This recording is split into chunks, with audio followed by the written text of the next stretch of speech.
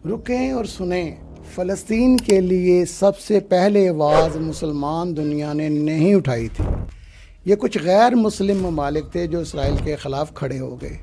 और कुछ मुसलमान ममालिक क्या करते रहे। जब गज़ा जल रहा था, फ़लस्तीनी माओं की गोद उजाड़ी जा रही, तो इस दौरान कुछ मुसलमान ममालिक इसराइल के साथ मामूल के तल्लुकात चलाते रहे। नाम सुनेंगे तो चौंक जाएंगे।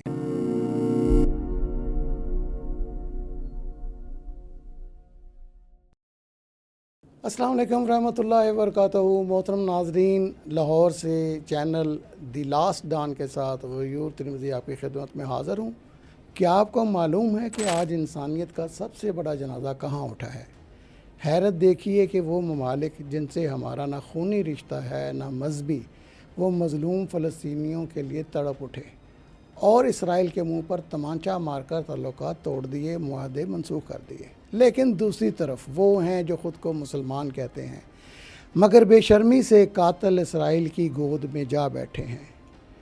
आज हम उन गैर मुस्लिम ममालिक की बात करेंगे जिन्होंने ज़मीर जगाया, और उन अपनों का कच्चा चट्ठा खोलेंगे जिन्होंने गद्दारी की तारीख़ रकम कर दी। आइए देखते हैं कि किसने इंसानियत का साथ दिया। मालदीव, एक छोटा सा जजीरा मगर गैरत हिमालय से बुलंद। जून 2024 में सदर मोहम्मद मौजू ने इसराइली शहरियों के मालदीव में दाखिले पर मुकम्मल पाबंदी लगा दी।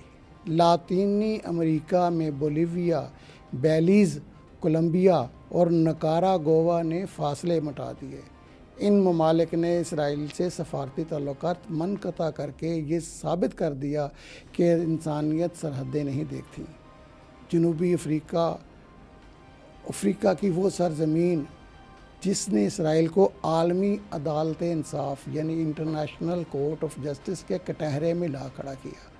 नेतन्याहू पर नस्ल कशी का मुकदमा करके उसे दुनिया की नज़र में इश्तहारी बना दिया, और नेतन्याहू उस मुकदमे में आज भी मफरूर करार दिया जा चुका है।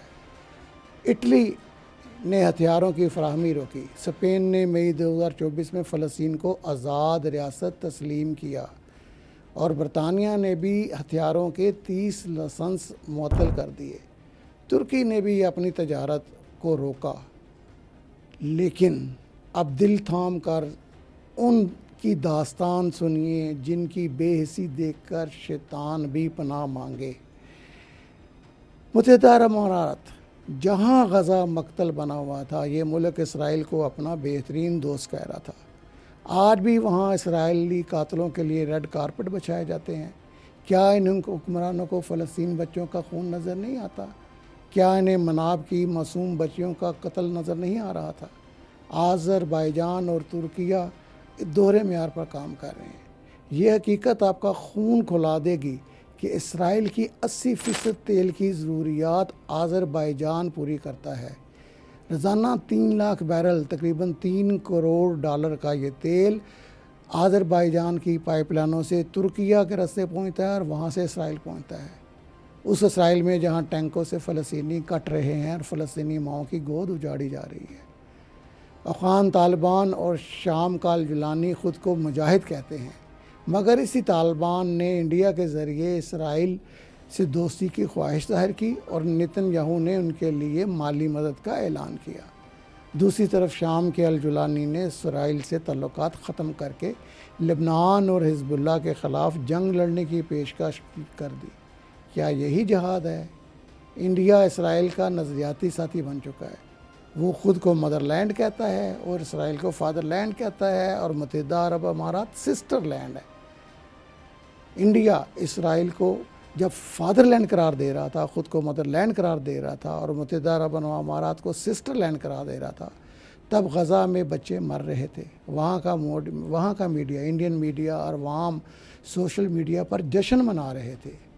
असल सवाल आपसे है, असल सवाल आपसे ही है, ये नहीं कि ये किसका सफारती नुकसान हुआ।